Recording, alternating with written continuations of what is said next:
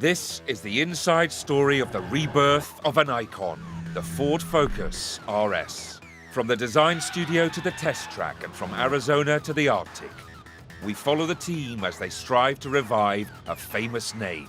We are not going to put out a vehicle that doesn't deserve that RS badge. And we'll follow Ford Rally and Gymkhana superstar Ken Block as he joins the RS team.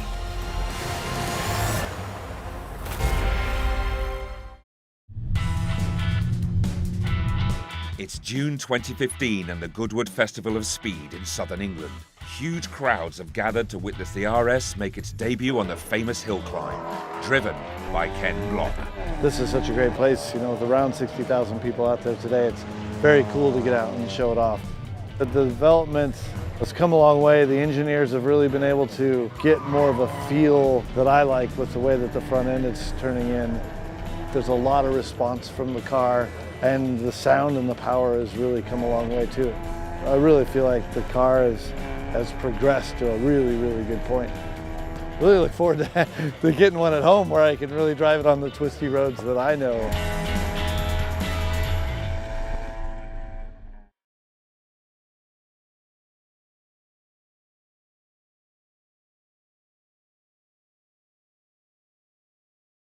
Ford senior executives have flown in from across the world to deliver their verdict. This is one of the first prototypes that we built on the assembly line, and so theoretically everything is done and it's all here. So we're going to go out and test drive it today and see if we've achieved what we wanted to achieve and see if we truly are done as we get ready to get these into people's driveways. We know the car really very well. We've lived with it for 2.5 years. We know what it's capable of. We've been driving these production representative vehicles for a number of weeks, and we know what they can do. We believe that the product will speak for itself. So from that point of view, I think we are all not so nervous.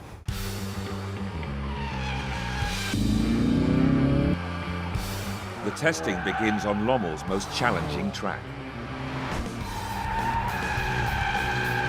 But man, I'm really happy with how it does have a personality now. It's got exactly. Yeah. Something that I pushed the team really hard on. Glad you did. For a long time. You know, people didn't know what I meant by drama, but you know when you have it. Yeah, right, exactly. But you get in the car, you start it up, you want to know you're an RS. Right. You don't want to think, oh, is this a 2-liter or whatever? Exactly. It's an RS. Right. I'm with you.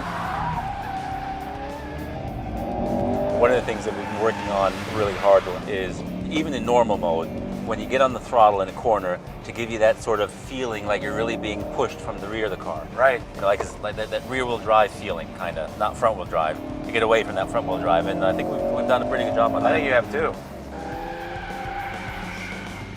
Joining the drive from Cologne, Germany, is Joe Backeye. In charge of product development for Ford in Europe, he's worked on generations of fast Fords. RSs have always had a great heritage coming out of Europe, and I've been part of that process for the last 20 years, so it's great to be able to use my experience. It needs to be fun to drive, not just on the limit, but in normal driving. That's always been one of the highlights or the signatures of a true RS. This vehicle is very easy to drift. I mean, it feels safe to do it in. You don't feel frightened of it. Absolutely. Some vehicles that just snap out and you can't control them. Not this.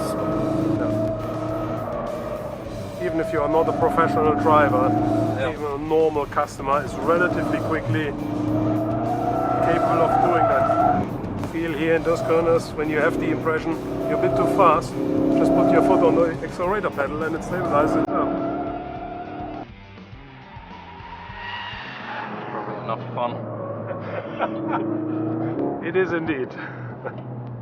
Hot off the plane from Detroit is Raj Nair. Responsible for every Ford product across the world, he has the final say. Will he sign off the new RS? Oh, this is sport mode? Yeah, this is Oh, sport that's mode. much better. Yeah. This is just the normal. Oh, that's sport awesome. Love it.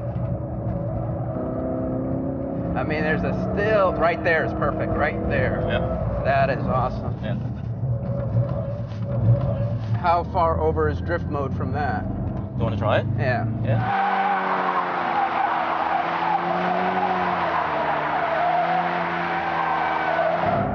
Perfect.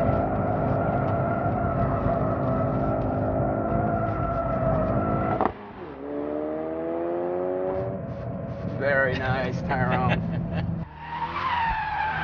But not everything is perfect. This is really not good in normal. In normal mode, yes. Even this light stuff in normal mode, Yeah, it's not good. yeah. Is that it? That's it. Wow, that is horrible. Yes. Yeah, the pedal modulation's not good, even under the hard braking. Yeah. It feels a little weak. All right. I think I've seen what I need to see. With his drive complete, Raj delivers his verdict. I'm just really amazed at how well you guys have gotten the drive modes from where we were, and it had me really, really worried, to where we're at right now. Sport was fun. Track was probably not as fun, but actually what you need at the track.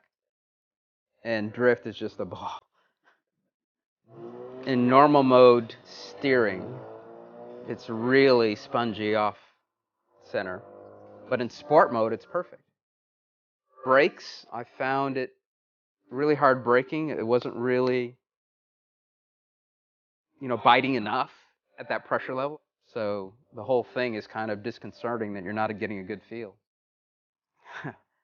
Pops and burbles.